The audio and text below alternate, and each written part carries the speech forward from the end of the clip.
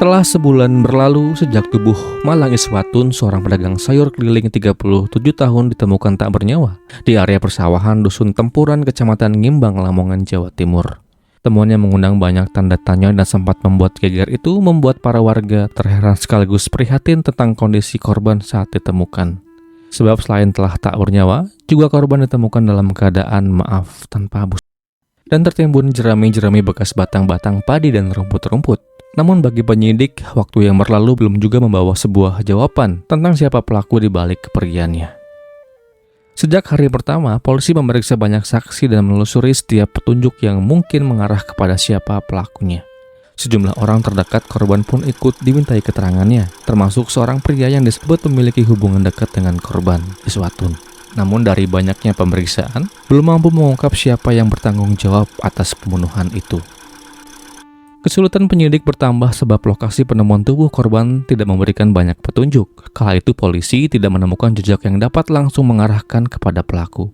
Selain itu, hasil penyelidikan menunjukkan bahwa korban diduga memiliki cukup banyak kenalan pria, sehingga lingkaran orang yang harus diperiksa menjadi semakin luas. Singkatnya, setelah berjibaku dengan segala keterbatasan, ketelitian, dan kesabaran, penyelidikannya mulai menuju pada seorang yang bernama Darto, tetangga korban yang diketahui telah pindah ke Nganjuk. Pada tahap itu, polisi masih belum bisa memastikan apakah pria itu benar-benar terlibat atau tidak. Hingga semuanya semakin terang benderang ketika petugas melakukan pemeriksaan kepada Darto, yang notabene-nya merupakan mantan dari korban dan juga bertetangga dengannya. Singkatnya, setelah menjalani proses interogasi, Darto lalu mengakui bahwa dialah yang telah menghilangkan nyawa Iswatun, mbak-mbak tukang sayur keliling yang tubuhnya ditemukan terbujur kaku dalam balutan jerami-jerami di tengah sawah. Dari akuannya, sebuah fakta mengerikan sekaligus menggelikan akhirnya terungkap. Dan lalu, apa yang sebetulnya terjadi dan bagaimana kisah ini selengkapnya? Jadi, begini.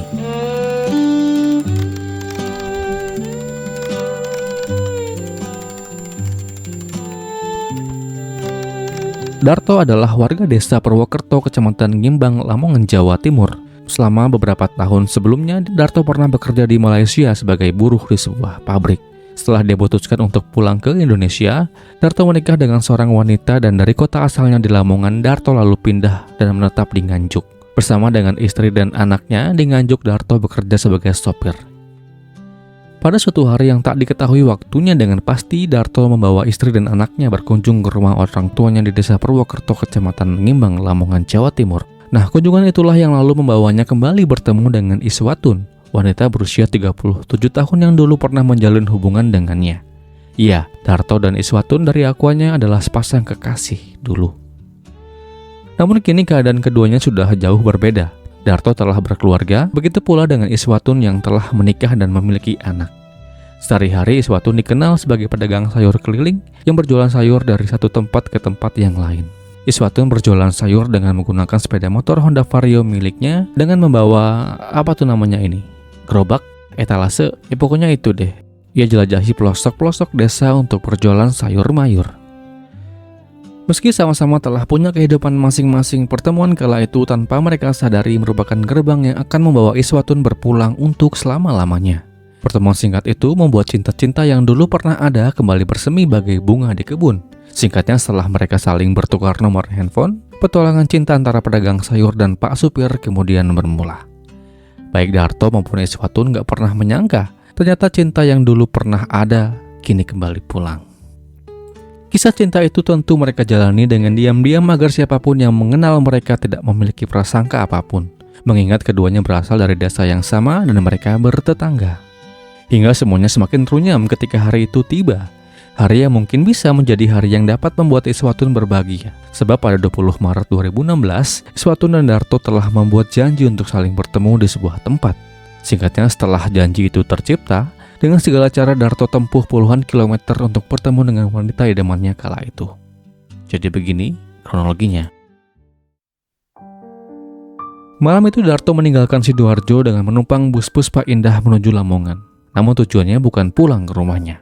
Setibanya di Jombang, dia kembali berganti bus menuju Babat, lalu turun di sebuah SPBU yang ada di seberang pabrik kebun tebu mas Kecamatan Sambing. Sesampainya di sana, Darto mengirimkan sebuah pesan singkat kepada Iswatun. Dia katakan dan ia memberitahu bahwa dia telah sampai dan menunggu di kantin SPBU.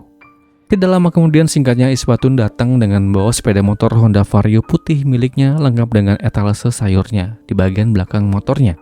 Terjadi perbincangan singkat kala itu. Setelah perbincangan singkat selesai, mereka lantas menuju sebuah gubuk di kawasan Desa Mangunrejo, sebuah tempat di tengah sawah yang tentu kala temaram tiba, suasana berubah menjadi sepi dan yang tersisa hanya suara-suara jangkrik. Di gubuk sepi dan gelap itulah sepasang pria dan wanita beda usia 10 tahun itu lantas melakukan hubungan yang hanya diperuntukkan untuk suami dan istri yang syah.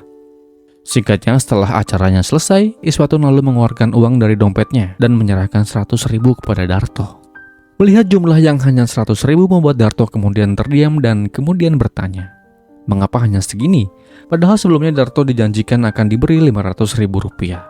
Perdebatan pun tak bisa dihindari.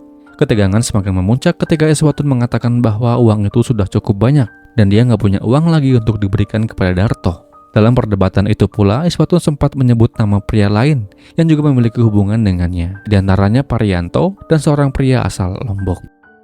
Ucapan itu ternyata memicu emosi Darto. Rasa cemburu yang selama ini dipendam berubah menjadi kemarahan yang tak bisa dia kendalikan.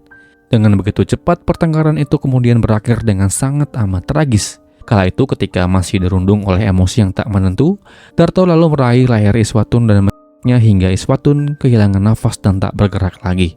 Tak kuasa menahan rasa sakit itu, Iswatun si mbak penjual sayur lalu dipanggil Tuhan yang Maha Kuasa. Saya ucapkan duka yang mendalam.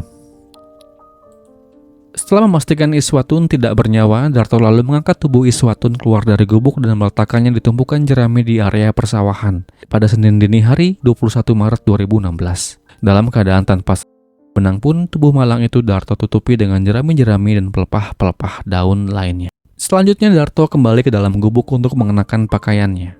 Sebelum meninggalkan lokasi, tak lupa dia juga membawa tas milik Iswatun yang berisi uang 1,3 juta, mengambil kalung korban, telepon genggam Nokia 103, serta membawa kabur sepeda motor yang digunakan Iswatun pada saat datang ke lokasi. Di dalam perjalanan menuju Jombang, tepatnya di wilayah Peloso, Darto membuang etalase yang dipasang di sepeda motor Iswatun untuk perjualan sayur.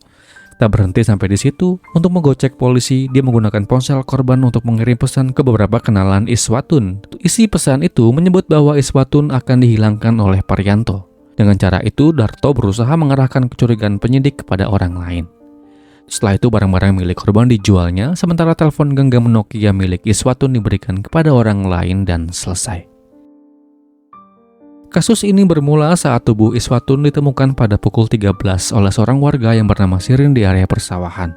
Penemuan itu segera dilaporkan kepada aparat desa dan diteruskan kepada kepolisian. Petugas lalu datang melakukan olah TKP sebelum membawa jenazah ke RSUD Ngimbang untuk diautopsi.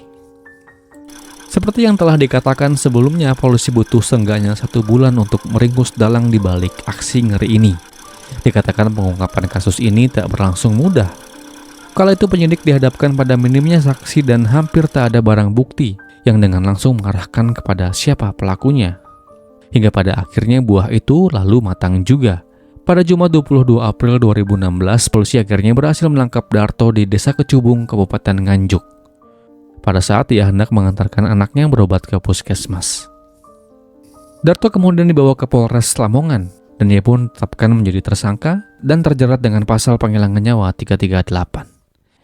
Di dalam persidangan yang kemudian diadakan di Pengadilan Negeri Lamongan, melalui majelis hakimnya, kemudian menjatuhkan vonis kepada Darto bin Waiman dengan hukuman 15 tahun penjara. Demikianlah kisah ini, semoga akan terus ada pelajaran yang bisa kita ambil dari kisah ini, dan kisah ini pun berakhir.